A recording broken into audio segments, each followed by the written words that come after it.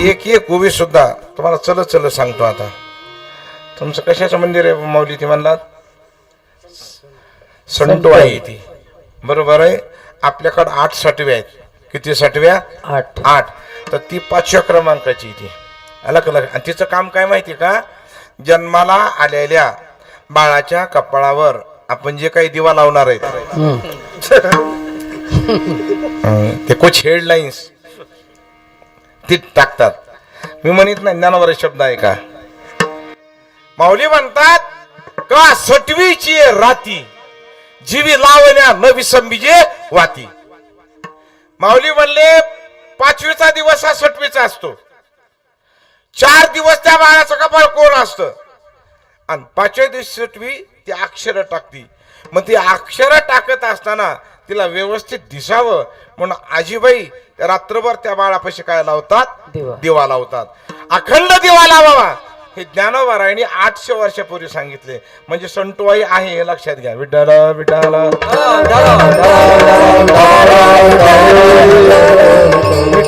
वारकरी संप्रदाय निराधार योजना नसते महाराज. आधारभूत मोकळा मंगळवार नसतो इकडे महाराज. फक्त आमचे ते शास्त्रीजी सांगायचे आम्हाला. त्यांनी म्हणायचे प्रश्न करणाराचा प्रश्न जर व्यवस्थित असला तर त्याचं उत्तर मिळेल आणि प्रश्न जर चूक असेल त्याचं उत्तर कधी मिळणार नाही. आता तुम्ही शास्त्रीय संगीतातले राजे आहात. मग तुम्हाला एखादा राग जर विचारायचं म्हणलं तर त्या रागाचा आम्हाला किमान नोटेशन गुणगुणता यावं किमान. मग तुम्ही सांगताल हा राग आहे बाबा, ह्याचा प्रहर हा आहे, इथं गाऊ शकतात हा. पण अगोदर गावता लागेल ना. आता तुम्हाला एक राग नोटेशन गातो, मला तुम्ही सांगणारच आहे.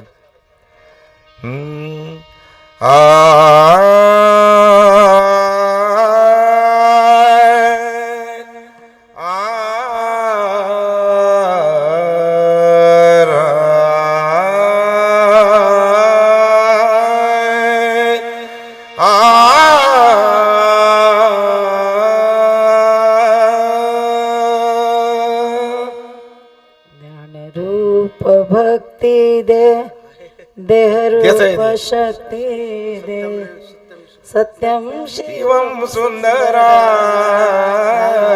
सत्यम शिवम सुंदरा, सत्यम शिवम सुंदरा,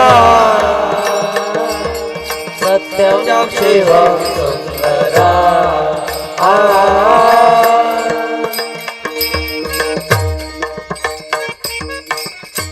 त्याच रागात त्याचं नाव आहे केदार. त्याचं नाव काय? ठीक आहे.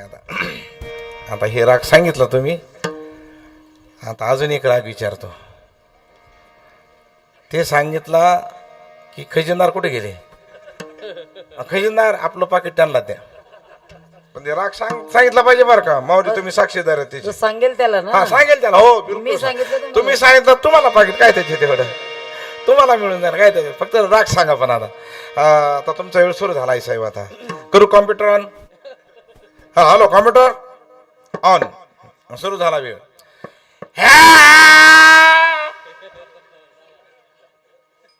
सांगा. मोकार ओरडले. मोकार ओरडली. हे काय विचारावं आणि काय सांगायले. पण आधार पाहिजे. आधार तुम्ही विचारा पण ते विचारताना आधार पाहिजे.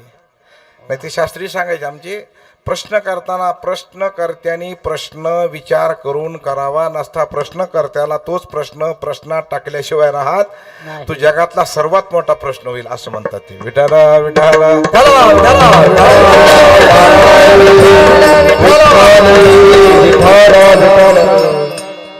मग महाराज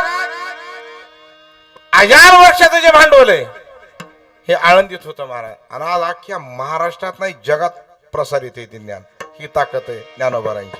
म्हणून मी रोज सांगत असतो ज्ञानेश्वरी सारखा ग्रंथ नाही आणि ज्ञानराजासारखा संत नाही आणि वारकरी संप्रदाय सारखा पंथ नाही. अजिबात नाही. काय संप्रदाय ताकद आहे मला. हो लोकांना वाटतं वारकरी संप्रदाय म्हणजे भोळ्या लोकांचा कारखाना. हे सुधारित बियाणं अजिबात भोळे नाहीत. कोण म्हणलं भोळे वारकरी? फक्त राणीमान भोळे आपलं. पण विचार उच्च कोटीचे. मग त्या ज्ञानोबारांची ही जी परंपरा आहे आपली ज्ञानाची तिथून चलत आलेली महाराज. आज होता गायत. मग त्या निमित्ताने अभंग तुको भरायचा आहे. पण अभंग महाराजांचा आहे, पण थोडा मागणी पर अभंग आहे. आता इथे एक संशय, मोठा शंका. एक तर महाराज मागणी मागाव का आपण, मागाव का मागणी, आणि तुकोबारायनी कशी मागणी मागावी. बरं, मागणी मागाव तुकोबारायनी तर अगोदर महाराजाचे अभंग तपासा थोडे जरा. काही मागणी आमानोचे, काही मागणे आम्हानोचे, काही मागणे आम्हानोचे, काही मागणे आम्हानोचे. वडिलांचे रे दानत असो, दानत असो, वडिलांचे रे दानत असो, दानत असो. वडिलांचे रे दानत असो, दानत असो, वडिलांचे रे दानत असो, दानत असो. काय मागणे आम्हानोचे, वडिलांचे रे दानत असो, वडिलांचे रे दानत अनुचित, वडिलांचे रे दानत असो, वडिलांचे रे दानत असो. मग महाराज म्हणले वडिलांची रीत जाणत असो. आमच्या वडिलाची परंपरा आहे, कोणाला मागायचं नाही. वडील शब्दाचे 3 अर्थ आहेत. जन्मदात्याला आपण वडील म्हणतो, आपल्यापेक्षा वयानं मोठे त्यांनाही वडील म्हणतो. पण संत वाङ्मयामध्ये अगोदर जे येऊन संत गेलेत त्यांना काय म्हणतात, वडील. असं ज्ञानोबाराची ज्ञानेश्वरीतली भाषा आहे थोडी. तर वडील जे जे करीती आणि तयानाम धर्म ठेवीती. म्हणजे अगोदर संतांनी जे केलंय ते कार्य आम्ही करणं, ही वडिलाची परंपरा सांभाळण्यासारखं. मग आमच्या अगोदर वडिलाची परंपरा, आमच्या अगोदर संतांची, की त्यांनी कुणाला मागितलेलं नाही आणि मागणं परवडत सुद्धा नाही. आणि देवाला तर मागूच नाही. कारण का, एकतर त्यानं आजपर्यंत कुणालाच काही दिलं नाही. देव कुणाला काही देत नाही. का, ते म्हणतात मी फक्त गतीर भरता प्रभू साक्षी. मी फक्त तुमच्या कर्मानुसार तुम्हाला वाटप होईल, माझा त्याच्यात काही देणे घेणं नाही. आणि जेवढं आपल्याला मिळतं तेवढं कर्मानुसार मिळतं महाराज. देवाचा काही संबंध नाही याच्यामध्ये. माऊलीचे शब्द ऐका तुम्ही. अगा कर्मी जाई ओरावी, तई सुकुतिकी फळा यावे, ते भोगावया यावे देहाये का. महाराज म्हणतात मागचं जे कर्म आहे ते भोगण्यासाठीच इथे यावं लागतं. केले कर्म झाले त्याची भोगाले, उपजले मेले, उपजले मेले किती. केले कर्म झाले त्याची भोगाले, उपजले मेले,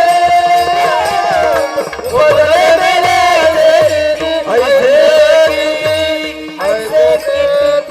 माऊलीचे शब्द बघा ना तुम्ही.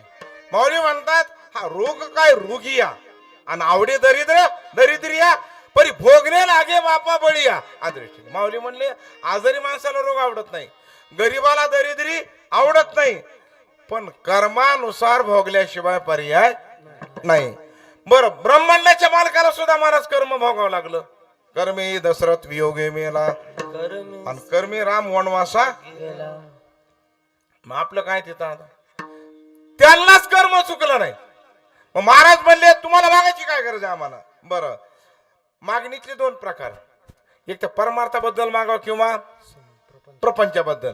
बरं, प्रपंचाबद्दल महाराज म्हणले तुझी काय ताकद बी नाही द्यायची, पण त्या प्रपंचातलं मागून काय फायदा नाही. आणि परमार्थातलं जर मागावच म्हणलं तो 24 तास तूच माझ्या मागे पुढे, मागे पुढे उभा राहे आणि आली आघात निवार आहे. काय महाराज ताकद आहे महाराज. 24 तास भगवान परमात्मा त्यांच्या पाठीमागे. आणि त्याच्या अगोदर महाराज देवाला द्या म्हणलं सुद्धा, त्याच्या अगोदर शास्त्रकारानं वर्णन केलंय की द्या शब्द म्हणल्यानंतर शास्त्रकार म्हणतात आपल्या वाणीतल्या 5 दैवता निघून जातात. दिही ती वचनम श्रुत्वा असं वर्णन आहे. काय वर्णन आहे? त्या देहामधून त्यानं जर मागितलं, द्या म्हणला, द्या द्या म्हणल्याबरोबर वचनम निर्गती गच्छन्ती, 5 देवता निघून जातात. श्रीही, ह्रीही, ध्रीही, धृतया आणि कीर्तीही. ह्या 5 देवता आपल्या वाणीमधून निघून जातात. का? द्या म्हणल्या. अरे मला सांगा, आता आमच्यासारख्या पागल लोकांना हे श्लोक पाठ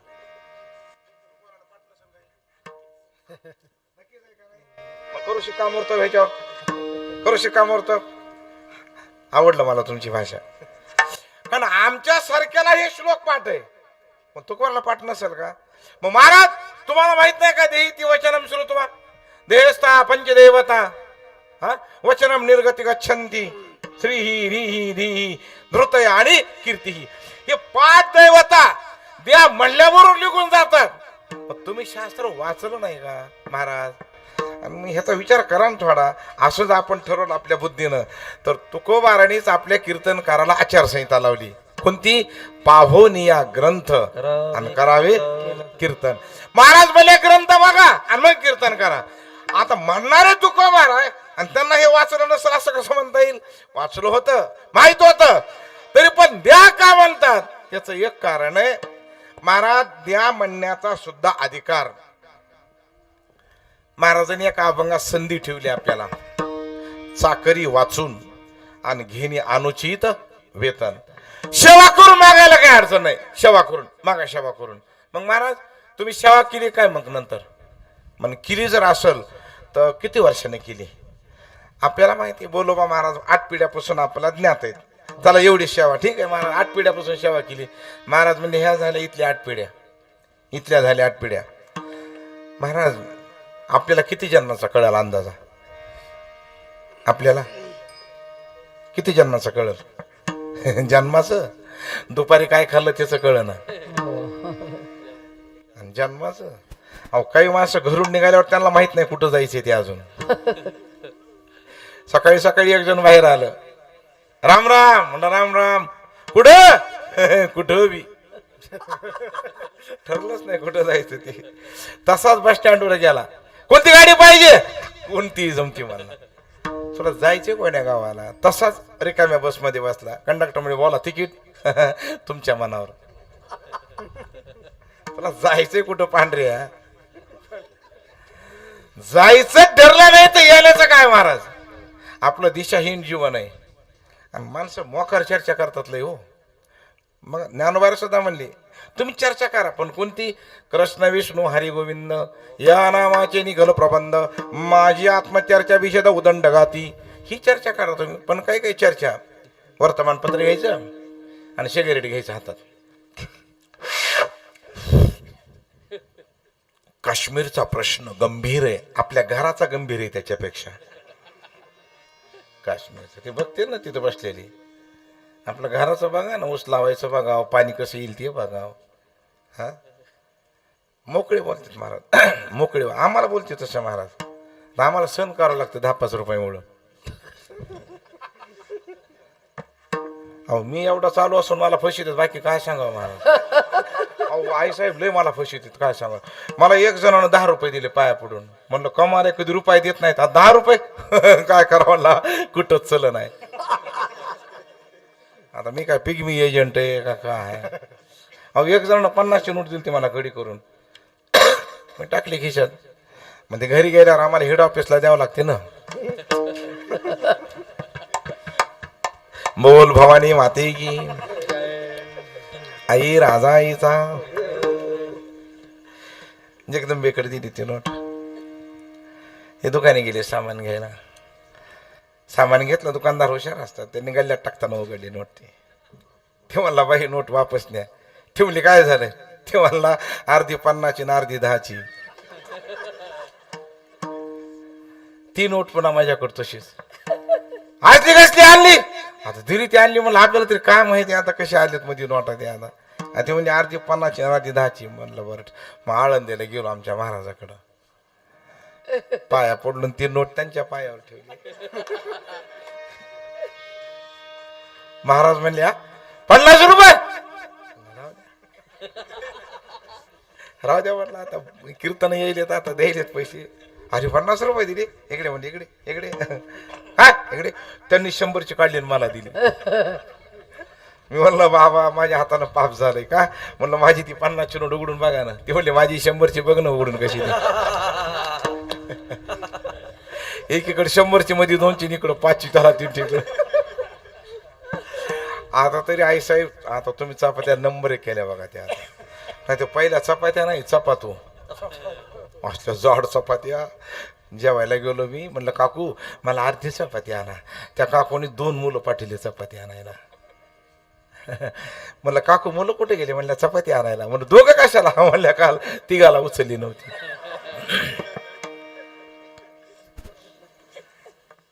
अवघड खेळ आहे ते, अवघड आहे कार्यक्रम. विटाला विटाला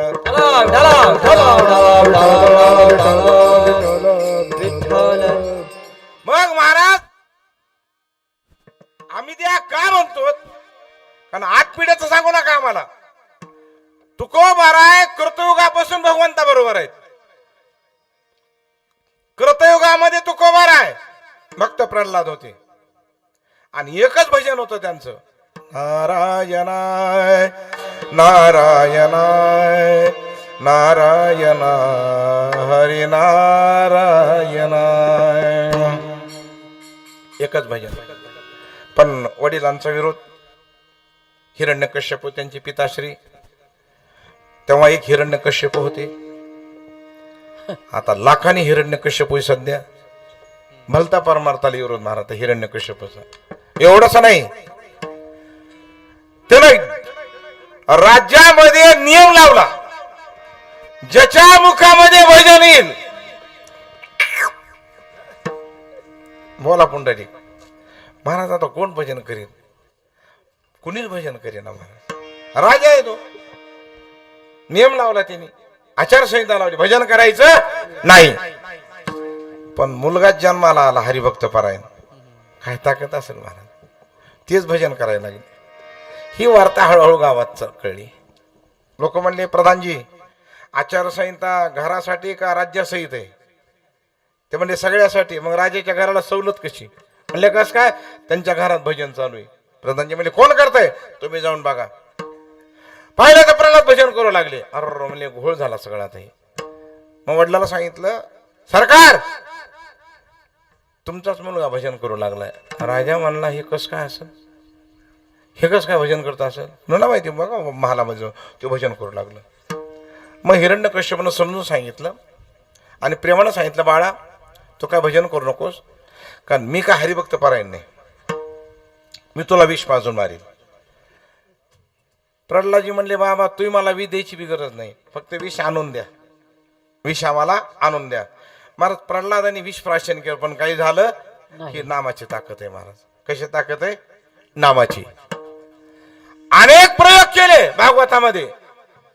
शेवटी वाद एवढा विकोपाला गेला, त्याने सांगितलं बाबा तुम्ही त्याला जे विरोध करतात त्याच्या विरोधाला अर्थच नाही काही. नाही नाही तो माझा शत्रू आहे. चूक आहे बाबा, तो कोणाचा शत्रू नाही आणि मित्रही नाही, तो सर्व ठिकाणी व्यापक आहे. कसा आहे तो, विठ्ठल जळी स्थळी भरला रिता ठाव नाही उरला. गोस्वामी तुलसीदासजी सांगतात, हरी व्यापक सर्वत्र समान भावसे प्रगट होई. हरी व्यापक सर्वत्र समान भावसे होई में जाना. हरि व्यापक सर्वत्र समान भाव से प्रगट होई. राम सिया राम जय जय राम. राम सिया राम जय जय राम. ओ जय जय राम, ओ जय जय राम. मग महाराज एवढा वाद विकोपाला गेला. शेवटी महाराज कोरड्या खांबामधून भगवंत प्रगट झाले आणि हिरण्यकश्यपूचा उद्धार केला. मारलं म्हणणं योग्य नाही, कारण का अभंगात प्रमाण तसेच कपिकुळ उद्धरिली, मुक्त केली राक्षसा, उद्धार केला. आणि मग प्रल्हाद विचारा, बाबा तुमचं काय म्हणणं आहे, आता काय पाहिजे तुम्हाला? म्हणजे काय पाहिजे, काही गरज नाही. अहो महाराज मागा, मी प्रसन्न आहे. ते म्हणले प्रसन्न होत असताल तर एक मागणी माझी. कोणती? माझ्या वडिलांच्या हातून जेवढं काही पाप झालंय त्या पापातून त्यांना मुक्त करा. भगवान म्हणले, प्रल्हादजी तुमच्या वडिलांना मुक्त करायची गरज नाही. का? कारण ज्या क्षणाला ते माझ्या मांडीवर आलेत तेव्हा त्याचं सगळं संपलंय, काही राहिलेलं. आता तुम्ही सांगा काय पाहिजे. म्हणजे मला तर गरजच नाही. हा, मी फक्त भजन करणार आहे. अख्खा अवतार संपला, काय मागितलं नाही. देव प्रसन्न, पण मागितलं नाही. कृतयुग संपलं. त्रेतायुगामध्ये तेच नरसिंह भगवान प्रभू रामचंद्र झाले आणि तेच प्रल्हाद पुन्हा अंगद झाले. श्रीराम जय राम जय जय राम, श्रीराम जय राम जय जय राम. परत वालीचा उद्धार झाला. अंगजेने विचारलं, महाराज मागा काय पाहिजे तुम्हाला? त्याला म्हणले, देवा मागच्या अवतारात मागितले काही, मी दान देणाऱ्याच्या कुटुंबात जन्माला आलोय, मागणाऱ्याच्या कुटुंबात आलो नाही महाराज. मग त्यांनी दान दिलं ना. रामदास बाबा त्यांनी काय दिलं इथं? दान दिलंय. किती गुंठे? 5 गुंठे. नामदेवराय सांगतात, भूमी दाने भूमी पाळू, सुवर्ण दाणे कांतीशी तळू. जर तुम्ही एखाद्या संस्थेला, मठाला, मंदिराला जमीन जर दान दिली तर तुम्हाला त्या ऐश्वर पृथ्वीचे मिळाले. इतकी त्या दानामध्ये काय आहे? ताकद आहे. हे नामदेवरायचा अभंग आहे महाराज. अजून नामदेवराय म्हणले, अन्नदान बी जर करताल, एक शीत केली अन्नदान आणि होई कोटी कुळाचे उद्धरण. महाराज म्हणले, मी दान देणाऱ्याच्या कुटुंबात जन्माला आलो, मागणाऱ्याच्या नाही. अहो मागा काहीतरी. नाही रे, काय मागायची गरज नाही. महाराज अख्खा अवतार संपला, त्रेतायुग संपलं. द्वापार युगामध्ये तेच प्रभू रामचंद्र भगवान कृष्ण परमात्मा झाले आणि तेच अंगद पुन्हा उद्धव झाले. श्री कृष्ण गोविंद हरे मुरारी, हे नाथ नारायण वासुदेव, हे नाथ नारायण वासुदेव, हे नाथ नारायण वासुदेव. अख्खा अवतार महाराज. भगवान म्हणले, उद्धवजी आता तरी मागा ना. ते म्हणले, भगवान माहित आहे ना 2 अवतारात काय मागितलं नाही ना, ह्या सुद्धा अवतारात काय मागणं. काय बाणेदार पण आहे महाराज. आणि आपल्याला जर देव मागा म्हणल्यावर म्हणणंच येत नाही ते आपल्याकडं, आपण त्याला सोडणारच नाही. म्हणून आपल्याकडे येत बी नाही महाराज. ते स्वप्नात येईन, तर स्वप्नात तरी काय लोकाला स्वप्न पडेल बाबा. परवा दिवशी एक जण मला फोन केला सकाळी 6 वाजता. जय हरी महाराज. म्हणलं जय हरी. कुठे? म्हणलं घरी बाबा. बरं तब्येत बरी आहे ना? म्हणलं मला काय रोग नाही आला ना अजून. नाही म्हणला, मला रात्री स्वप्न पडलं. तुम्हाला? म्हणलं कस काय? माझ्या स्वप्नात तुम्ही आलात. म्हणलं मी त्याच्या स्वप्नात. म्हणलं काय केलं? काय नाही मला, तुम्ही मिळालात. म्हणलं तुझा दावा करून जाईल मी. काय लोकांना. आणि आजारी पडलेल्या माणसाला धीर द्यायचा बाबा. इतके लोक पागल आहेत महाराज, त्याला घाबरून टाकते जास्त. मी आजारी पडलो होतो, हॉस्पिटलला होतो. 2-4 बघायला आली हो मला हॉस्पिटलला. आता मी पलंगावर पडलेलो. जय हरी महाराज. म्हणलं जय हरी. आजारी आहेत का? आता हॉस्पिटलला काही व्हायची गाड्या भेट असते का? हा म्हणलं आजारीच आहे.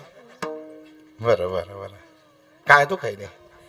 म्हणलं तापच कमी होत नाही. ताप महाराज, असल्या तापीनं आमच्या गावामध्ये 4 माणसं मेली.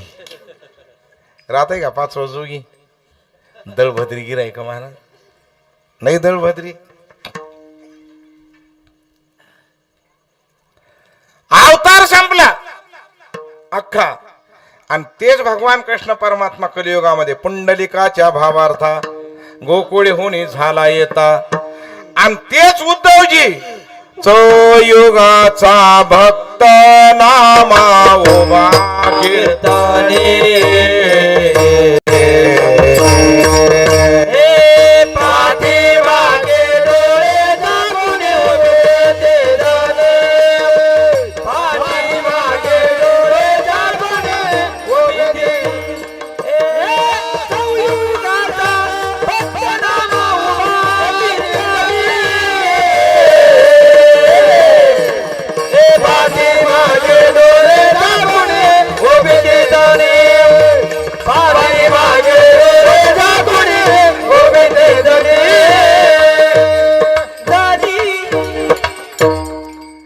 चौथा अवतार म्हणजे नामदेव आहे आणि त्याच्यानंतर 5वा अवतार जगद्गुरु तुका आणि अवतार नामयाचा आणि संप्रदाय सकळाचा येतून या म्हणजे 8 पिढ्या सोडा पण 5 अवतारापासून तुकोबारा सेवा करतात काय ताकद आहे महाराज त्यांची आणि 5 अवताराची सेवा आहे तुकोबाराची मग भगवान परमात्मा तिथं आले महाराज हे 8 पिढ्या जाऊ द्या पण 5 अवतारा नाहीत बरं अजून विशेष आहे जे दान देण्यासाठी आलेत दान देण्यासाठी सुद्धा 3 गुण त्याच्यामध्ये उतरावे लागतात दान देताना दान देण्यासाठी संपत्ती पाहिजे दान देण्यासाठी इच्छा पाहिजे आणि दान देण्यासाठी स्वातंत्र्य सुद्धा पाहिजे हे 3 गुण जर उतरले त्या व्यक्तीमध्ये तर त्याला दान देता येतं नसं दान देता येत बऱ्याच जणांकडे पैसा भरपूर आहे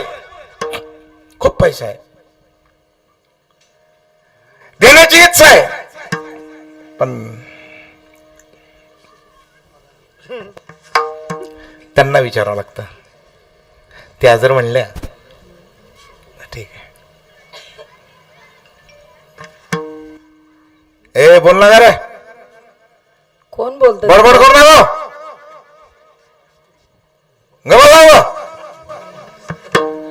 हो धमकी दिलो खरं नाही मी घरी आयसे धमकी देतो असं बायकोला हे चहा कर ते म्हणजे जा करीत नाही राहिलं काय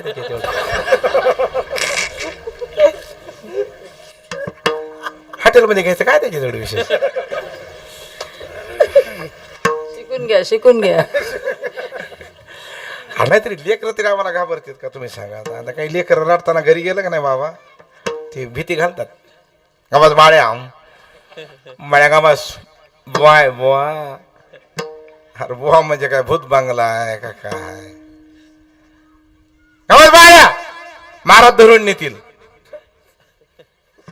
महाराज यांना धरून न्या आता तुमचे धरून न्या पण आमच्या घरातला उताडा कुठं सोडायचा हा पिराचंच पिराला पडलं मशीद म्हणते मला रंगवा माझेच मला मिळ लागायला आणि माझ्या नशिबाला तेच येते महाराज कुठे मी घरून लेकरामुळेच कदरून येतो महाराज देवा शपथ मी घरची सुद्धा लेकर मांडीवर घेत नाही पण बाहेर घेत असतो यांचे 10-5 रुपयामुळं आता लेकर गुजवराने असं होतं महाराज घेतोय कुणी मांड तुम्ही सुद्धा घेताल बाबा तुम्ही तर सगळ्याच राखरामुळे करून बसलेले तरी पण घेतात तुम्ही लेकर पण कशामुळं ते गुजूरवाणे असावेत काही काही लेकर भोगू वाटत नाहीत महाराज एक डोळा ह्याकना किदर बी देखना